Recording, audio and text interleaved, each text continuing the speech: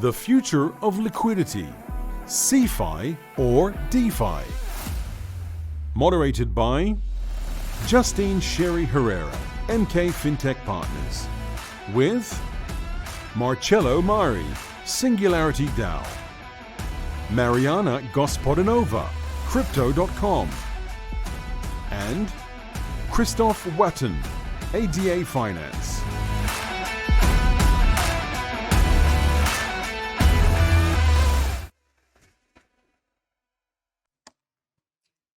Perfect. Hi, good afternoon. Thank you so much for joining us. We know it's been a long 3 days, but we hope to end your day on a very valuable, positive note. On this panel, I have some very, very big names with me. I'd like to start with Mariana from the end. She's from Crypto.com. Then I have Marcello from SingularityDAO. Here next to me, I have Dave Police from ZBX Exchange. And lastly, I have Christof Waton from ADA Finance. Before we get into the panel discussion, perhaps you can just give a very, very brief 1-minute introduction about your companies, what value you bring to DeFi. Sure. So my name is Mariana Gospodinova. I'm the Executive Vice President for Operations at Crypto.com. I actually look after the centralized expansion of our backend operations. That means anything that a centralized exchange would do on the back end would be into my purview. So I think I can provide a very good counterpoint to my view of what DeFi brings to the table versus what the centralized exchanges actually bring. Perfect, thank you. Marcello? Yeah, I'm Marcello, the CEO of SingularityDAO. We are part of the SingularityNet Foundation, operating since 2017. We do artificial intelligence at different levels with SingularityNet, and with SingularityDAO, we focus on creating artificial intelligence tools for the world of DeFi, for retailers and institutions to use and help them navigate the intricate world of DeFi through artificial intelligence. Perfect. So I'm Dave. I'm the CEO of the locally licensed crypto exchange ZBX. The way we see it is that we're focusing ourselves. When we established the exchange 3 years ago, we cannot compete with Binance and the big guys. But we come from a traditional financial background. So we are offering our services to institutions. So we're building a very centralized type of MiFID II system whereby people will be able to allocate funds, open accounts with us, give them bank accounts, the full shebang. On the other side, we know where DeFi is heading. But we're trying to combine the two by trying to get the best of what DeFi is and fill in the gaps, for example, when it comes to using the fiat, to bridge the two as seamless as possible. So that will be interesting to see throughout the panel. Perfect, thank you. Lastly, Christof, best for last. All right. I'm Christof Waton. I'm the founder CEO of AIBC Finance, where we are building a cross-dual chain DeFi ecosystem on both Cardano and Avalanche at the same time. It's very important that people need to understand that we cannot just develop on Cardano in the beginning alone, knowing that it's a new ecosystem. You can't expect from a fetus to run a marathon, you know, and DeFi is a marathon. It's high frequency usage of the blockchain, which Cardano just isn't ready for. So for that reason, we are developing in parallel the same DeFi ecosystem, but on Avalanche as well. Okay, perfect, thank you. So thank you for those lovely introductions. I think it would be wise, just for the benefit of the audience, to just give a short overview of what CeFi is, what DeFi is, what the main differences between them are. Perhaps, Mariana, you want to kick off with... Sure. Shall I just bring all the features of a centralized network? So the centralized network would provide you a front to access, which would very much resemble what you see in your bank accounts, right? You will go through the regular KYC, you'll provide your documents, it will be a little bit annoying, and the real matter is you're trusting an organization, just as you're trusting an organization when you sign up with your bank, right? So you're saying, Crypto.com, I'm going to sign for the exchange, and I know that they're going to custody my funds. So I'm entrusting these people with my keys to my money and with my identity documents, and I know who they are. They eventually have a license, we do. And I want to put trust and put my money with them. The key differences, and I'm sure my co-panelists can go for this, can explain this in detail, is that with a decentralized network, you actually put your trust in yourself because you hold your keys and into smart contracts. And you definitely need some level of technicality to be able to operate all of that. So centralized, think of it as a easy access to any blockchain. Yeah, no. I mean, I think you're very correct when you say that in decentralized finance, you put your trust in the smart contract, in technology. Code is law, right? Since the very beginning of Ethereum, and I think that's a very fascinating exercise. However, I can see basically what we were talking about a minute ago when you were saying that if you want to bring on board big institutions, you need a centralized approach, and I understand why so many people are still very scared and afraid to send their funds to a smart contract. I mean, it's almost unnatural for us to trust technology to that extent to take care of our money. But I think it's an evolution. Eventually, we'll become more and more decentralized. But I also think that centralized institutions still play a crucial role. And I mean, we see what Crypto.com is doing for adoption. So absolutely, that's absolutely crucial. Yes, agreed. And we're having a short discussion before the panel. And one important point which was raised was especially for the purist DeFis, is that CeFi is really needed as an on-ramp. And so CeFi has to basically work very much with DeFi members in the ecosystem in order to provide access to those who would like to make that step. And perhaps you could elaborate on how this is done in your exchange. So obviously we cater for the institutions. The institutions need something that they can account for, something that they can put on the balance sheet, something that they can present at the end of the year, obviously for accounting purposes. But I don't think it's a question of it's like a CeFi versus DeFi, which one is going to win. For the retail guys, someone who is unbanked, there is actually no option. So for them, this is the only option. For the institutional route is the only option. So centralized finance. So I think what we're looking at, and obviously we want to stay everyone who has a business ahead of the curve, is try to implement some of the DeFi aspects whenever we can save a middleman, even if that middleman is the exchange itself. We try to give it on to consumers, parts and parcels, but I think when it comes to especially going for the fiat side of things, it's going to be very hard, at least with where we are right now in 2021, to be able to include it in DeFi. It just doesn't work. So I think going forward, maybe regulation will change. We can speculate on what's going to happen, but unless regulation keeps up or opens the door, there's only so much we can do before authorities come running after us. So I think it's going to be more an effort of which stuff we can pick and choose that provide the best experience for users and the one that users want. We can be ahead of the curve, say, you know what, you don't even need to trust ZBX, Crypto.com or any other exchange, but you can do it yourself. But most people, especially like the older generation, want someone to speak to. They will not hear about technology. So I mean, it's going to take probably longer to reach the masses, but is this a good start? Okay, perfect. And just to break it down a bit, when we're speaking about DeFi and the technology and the evolution, so we've moved from Bitcoin to EVM and now to multi-chain or multi-party ecosystems and blockchain. And perhaps, Christof, on this point, you can explain what the difference is between single party and multi-party and double-layered, and why you're leveraging certain blockchains like Avalanche for your DeFi ecosystem platform. Sure.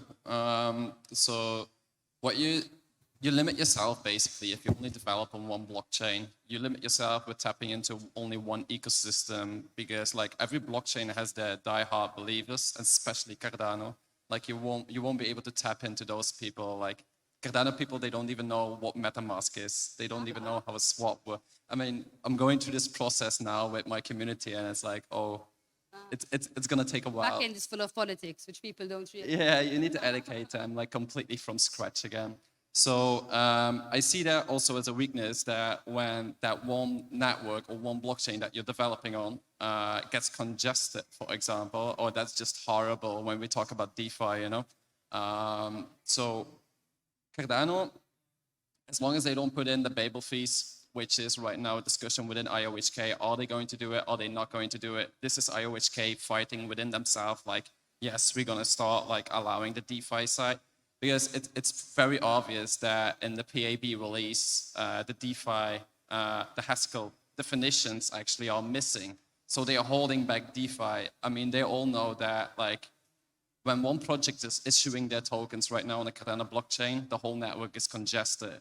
And we're talking about DeFi. I mean, it's not possible to run DeFi on Cardano in the beginning. But Cardano is the greenest blockchain. That is just like, there has been analysis on it. And I think that Cardano and Charles's incentives with like real world solutions and the B2G approach is definitely something what is innovational and supportive from our side. But from the other side, like bringing DeFi is also an innovation that people own completely, like have the complete ownership over their money at all time. So that's why like, I think that Cardano taps very heavily in Africa. And I think especially in Africa, people have an iPhone, but like banking there and even governance there, they're not properly in place. With Avalanche, we picked Avalanche out of the research that we've done. It has the financial depth development infrastructure. So in terms of DeFi, I think out of our research, we really think that Avalanche will be the #1 platform, blockchain for running DeFi projects on. Good. Would you agree, Marcello? You made a nice comment before we came on stage. You said, I don't really like this term multi-chain and cross-chain. I prefer the term agnostic. Do you have anything to add to?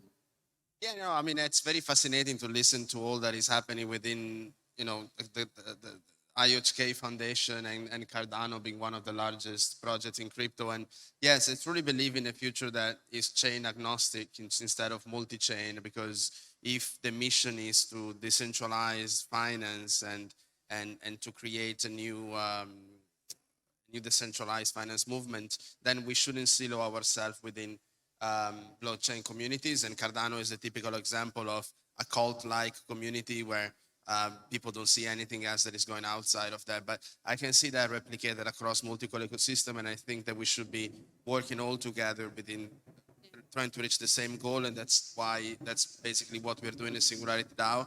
We're building asset management, basically driven by artificial intelligence that can be built across any blockchain. And yeah, I mean, I think DeFi, it's a beautiful dream. Absolutely. It's a dream that will eventually reach the masses. However, I think we still need the support of big centralized players, as I said before. Agreed. And Mariana, if you had to perhaps name or explain some of the pros and cons of CeFi and DeFi, can perhaps give a couple of pros and cons of both to balance the equation? Sure. I want to touch back on the subject of the actual liquidity and where it stands, right? So this is one of the pros.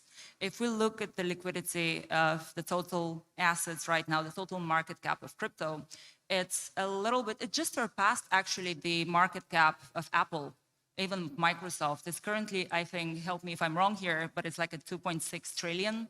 And if we look at the liquidity, the total market cap of DeFi, it's around 156 billion.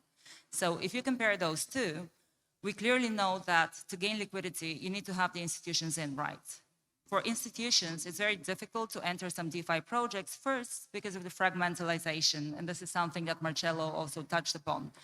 The fact that you need to move from one blockchain to another, sure, you can use your MetaMask wallet, but how do you actually prove that these funds belong to you? For an institution to enter and to actually be allowed, because some of them are regulated or some just don't want to put custody of funds into someone they don't know, for example, into an exchange, even if it's centralized. If you don't have the right licenses, most likely institutions are not allowed to actually put money into you. That's why they use intermediaries like Fidelity, for example, that would combine a number of custodians. So there is this fragmentalization of the market.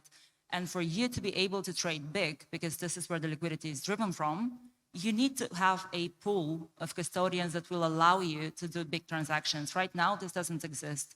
And token issuers very often have to list their tokens in very many different exchanges so that they can gain more customers, right? There isn't a pool of custodians that would give you the liquidity that you need to trade as a big institution. So for me, the liquidity and the pros will be driven from the fact that the CeFi solutions can be the front to what the DeFi can offer in terms of flexibility, in terms of opportunities to invest, in terms of yield on what you have invested in.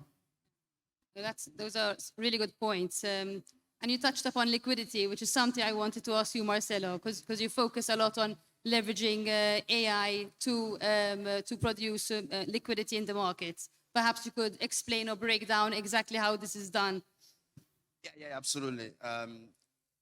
So what we're doing is completely non-custodial. So we operate in the world of decentralized finance. And I think also the big difference between a centralized institution and a decentralized institution is that we don't hold custody of anyone's money. So we don't have your private keys. So not your private keys, not your money. That's what we say, right? So that's a big difference between our worlds, I think. In terms of liquidity, yes. So we use artificial intelligence in order to drive liquidity to small to medium cap market tokens, making sure that the liquidity is evenly spread across multiple projects, that sometimes they don't get enough visibility because they sit in page 2 or 3 of CoinMarketCap. Well, we make sure that this gets enough attention, and we're doing so by creating on-chain portfolio management driven by artificial intelligence. And we are also creating a set of artificial intelligence tools that retail and institution can use, because institutions are using DeFi tools more and more. We got crypto funds that use yield farming pools on Aave, on Celsius, on different protocols. So it's true that if you want to target like the tier 1 institutions, yes, you need to offer a level of security of regulation that only few players in the market can offer. But there is a whole number of tier 2, tier 3, and the long tail of crypto funds that use DeFi tools. Not just liquidity pools and staking contracts or yield farming. They also use launchpads, and that's part of our new offering. We are launching a launchpad that institutions can use.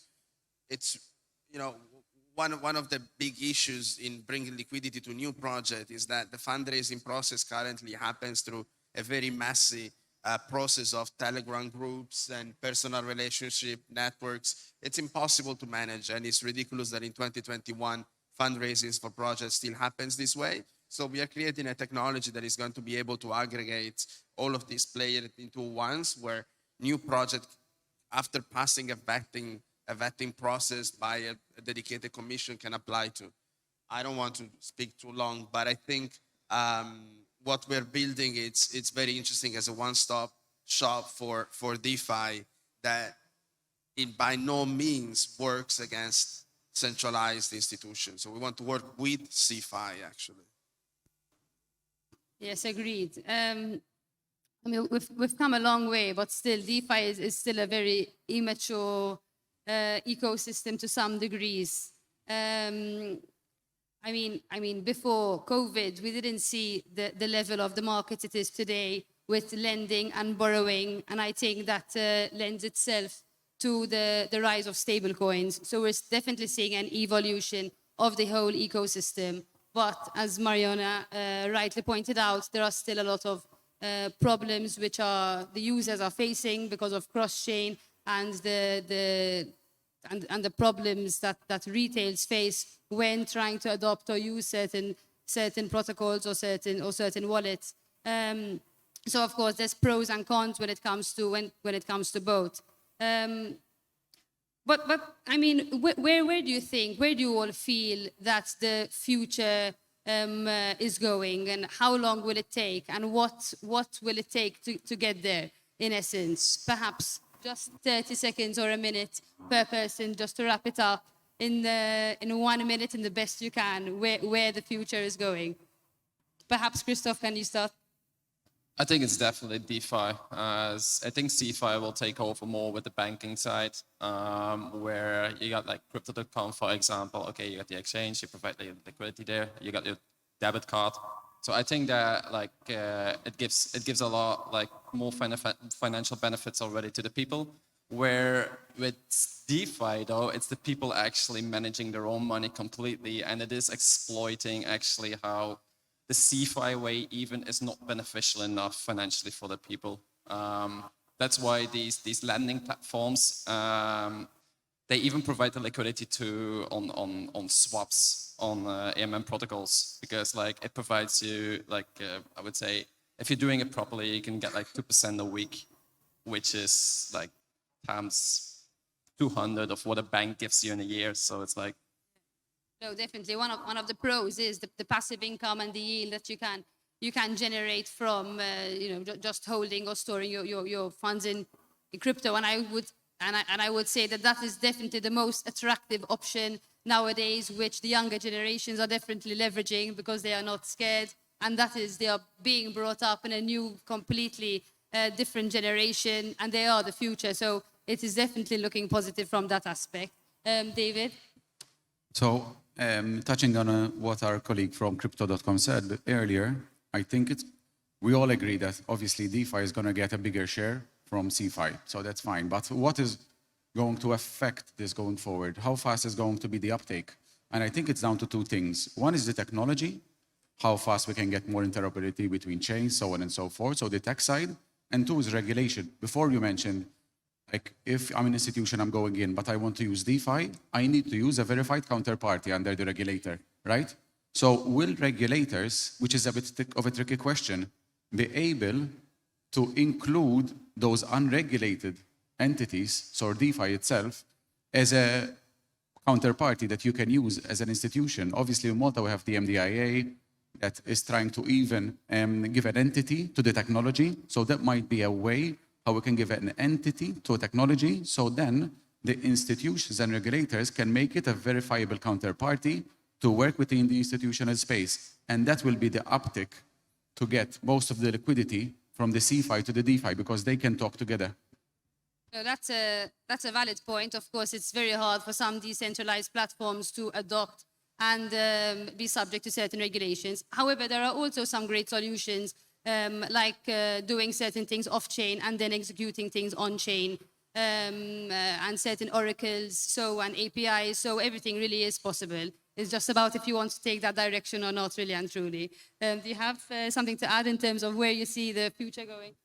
Yeah, no, the future is going through hopefully mass adoption that will pass through a number of factors that I would have loved to discuss during this panel. But something that I'm particularly excited about is the convergence that the conversion between sport and crypto. I mean, everybody keeps saying that, yes, mass adoption will come through gaming and NFT, which is probably true because we're raising a new generation of kids that will start playing games attached to crypto right away.